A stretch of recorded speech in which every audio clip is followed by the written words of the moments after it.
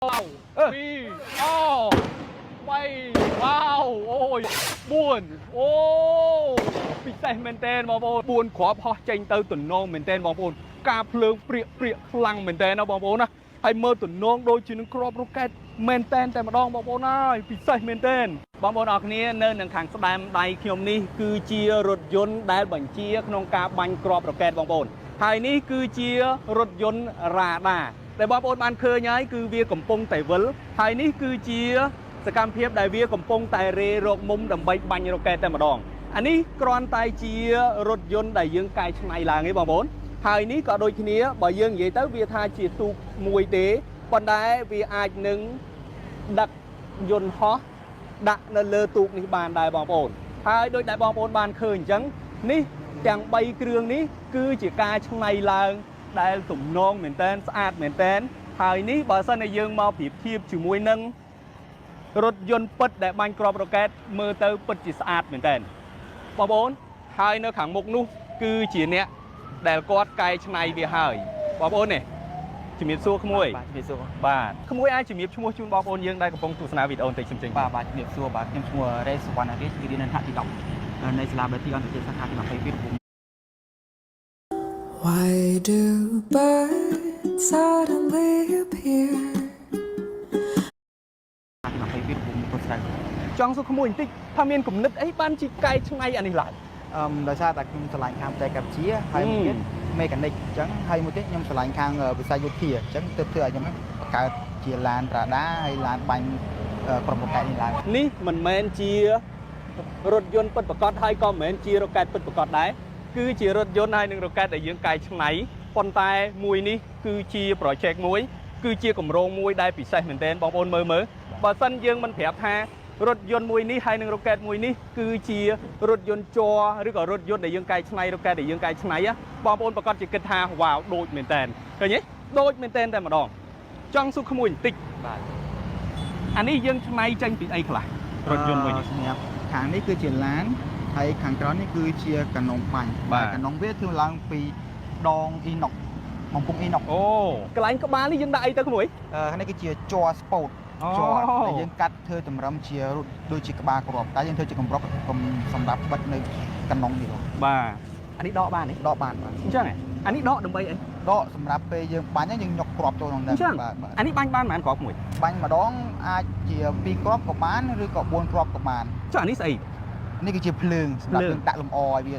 មើលទៅស្រស់ស្អាតវ៉ាវពិសេសមែនទែនបងប្អូននេះព្រាកស្អាតមែនទែនមិនមែនតែមានតែមួយហ្នឹងទេណានេះថែម2ទៀតបាទអានេះគំនិតរបស់មួយដាក់យ៉ាងម៉េចបានទៅជាឆ្នៃបែបនេះដោយសារតែខ្ញុំឆ្លាញ់បាទឆ្លាញ់ការកែច្នៃកម្ពុជាបាទទៅខ្ញុំធ្វើវាឡើងតែដោយឡែកនេះនៅប្រអប់មួយនេះខាងក្រោយអានឹងអីគេគឺជាកាណុងបាញ់សម្រាប់បាញ់គ្រាប់ក្នុងនឹងមានអីក្នុងនេះគឺជាមានម៉ាស៊ីនណាអាចបើកបានទេបាទមានឈីបហើយនឹងថ្មឈីបហ្នឹងខ្ញុំទិញឡានពជាមកលេងអញ្ចឹងទៅខ្ញុំទុកចោលក៏ដោះធ្វើជាកាណុងបាញ់នេះមកអូមានន័យថាយើងអត់យកវាមកកែច្នៃហើយបន្ទាប់មកយើងសរសេរកូដសរសេរអីដាក់បញ្ចូលទេណាអត់ទេបងកន្លែងនេះយើងច្នៃយើងភ្ជាប់នឹងយើងធ្វើយ៉ាងម៉េចយើងធ្វើកាណុងនេះរួចយើងយកមកបិទជាប់ជាមួយនឹងឡានតែម្ដងអានេះយើងបិទឲ្យកាវតែម្ដងបាទអូអត់មានដាក់អីយើងយកប្រឡងឲ្យយកមកហិតទេណាអត់ទេហើយវាជាជ័រអញ្ចឹងយើងប្រឡងទៅអាចនឹងយូរទូទៅជ័រហ្នឹងអាចជាបាក់ព្រោះប្រឡងដាក់ជាមួយនឹងជ័រទៅវាមិនសូវមាំជឿនជិះនេះវាថាជ័រដូចលាយស្នោតិចបើជ័រជាទៅយកម្ដងវាអាចនឹងជាប់បាទចុះបើយើងតម្លាក់ចេះឲ្យបែកតិចតែម្ដងអានេះយើងឆ្នៃវាដូចជាមានតយោ4ណាបាទតយោ4នេះហើយបន្ទាប់មកទៀតយើងមានជាប់ជាមួយនឹងខ្សែនេះមួយអានេះទុកធ្វើអីនេះគឺជាខ្សែសម្រាប់បញ្ឆេះជាមួយនឹងខ្សែម្សៅតជាមួយនឹងគ្រាប់ដើម្បីបាញ់ចេញអញ្ចឹងអូតែអានេះដោយឡែកកណុងនេះយើងអាចដាក់វាបានប្រហែលដឺក្រេវាអាចបញ្ឈរឡើងដល់ក្រោយយ៉ាងណោះវ៉ាវអានេះ180ហ្មងណាបាទអានេះយើងអាចបញ្ជាដោយតេឡេឬក៏យើងអាចលើកដៃអញ្ចឹងពីមុនអាចបញ្ជានឹងតេឡេបានដោយសារដាក់ច្រើនពេកបាញ់ច្រើនដងពេកទៅឲ្យវាកាំងស្ពឺនៅខាងក្នុងទៅលើកលែងកើតរថយន្តដែលដឹកគ្រាប់រ៉ុកែតនេះមិនធម្មតាបងប្អូនបិទតែក្មួយឆ្នៃចេញពីរថយន្តហើយបន្តមកយើងបំពាក់ទៅដោយគ្រឿងឈីបតិចតួចប៉ុន្តែគំនិតនេះកែច្នៃមិនធម្មតាតើវាមានប្រយោជន៍អីទេក្នុងការដែលយើងកែច្នៃរថយន្តបាទវាមានប្រយោជន៍សម្រាប់ថាយើងអាចធ្វើវាឲ្យទោះយើងអត់បានធ្វើជារបស់បិទក៏យើងអាចធ្វើជារបស់តូចតែគំរូវាដូចជារបស់មែនតើហើយបើសិនណាជាអាចធ្វើជារបស់ធំវាអាចទ ទុកការពីប្រទេសជាតិយើងបាទទាំងដៃឆ្វេងខ្ញុំទាំងដៃស្ដាំខ្ញុំនេះសុទ្ធតែជាគំនិតសម្រាប់គម្រោងមួយថ្ងៃក្រោយបាទចង់ធ្វើអីថ្ងៃក្រោយបាទខ្ញុំចង់ធ្វើជាអ្នកផលិតភាពវ៉ាវឆ្នៃខ្លួនឯងផលិតខ្លួនឯងបាទខ្លួនឯងនៅក្នុងស្រុកយើងតែម្ដងអូពិសេសមែនតើពូឃើញថាវាដូចជាដំណើរការល្អមែនតើមែនទេវាវិល360ដឺក្រេប៉ុន្តែលក្ខណៈពិសេសរបស់វាមានអីខ្លះហើយមានរ៉ាដាចាប់ទេហើយបន្តមកទៀតតើវាអាចចាប់ហើយវាអាចបញ្ជាមកអានេះដើម្បីបាញ់បានទេអត់បានទេបងដោយសារតែរបស់ចាប់បានគឺវាចាប់បានរៀងចិត្តអត់បានឆ្ងាយហើយសម្រាប់គ្រាប់គឺហោះបានឆ្ងាយអញ្ចឹងទៅក៏ខ្ញុំធ្វើជាគំរូរបៀបដូចជាឡានរ៉ាដាចាប់តែម្ដងពេលដែលយើងមានគម្រោងបង្កើតជារ៉ាដាបែបហ្នឹងហើយនឹងគម្រោងបាញ់គ្រាប់រ៉ុកែតបែបហ្នឹងទៅថ្ងៃក្រោយចង់ដាក់ពីរនឹងបញ្ចូលគ្នាយ៉ាងម៉េចចង់ឲ្យរបៀបថាឡាននេះយើងអាចចាប់សញ្ញារ៉ាដាដូចជាយើងហោះឬក៏គ្រាប់រ៉ុកែតហោះមកចូលក្នុងដែនអាកាសរបស់យើងហើយឲ្យឡាននេះបាញ់កំទេចវាលើអាកាសឬក៏ឲ្យវាធ្លាក់មកលើដីតិចតែម្ដងយើងឃើញការបាញ់ប្រកបប៉ុន្តែយើងអត់ទាន់ដឹងច្បាស់ថាតើគ្រាប់គាត់ធ្វើយ៉ាងម៉េចទេបងប្អូននេះគ្រាប់ហើយបងប្អូនយ៉ាឆ្នៃលយមែនទេអូយស្អាតណាស់អានេះតាមពិតជាស្អីទឹកមួយតាមពិតនេះគឺជាក្រាស់ស៊ីម៉ងទេអញ្ចឹងក្រាស់ស៊ីម៉ងទេហើយយើងបាញ់ពណ៌បាញ់អីទៅណោះបាទវ៉ាលយយើងកតុយក្រោយបងប្អូន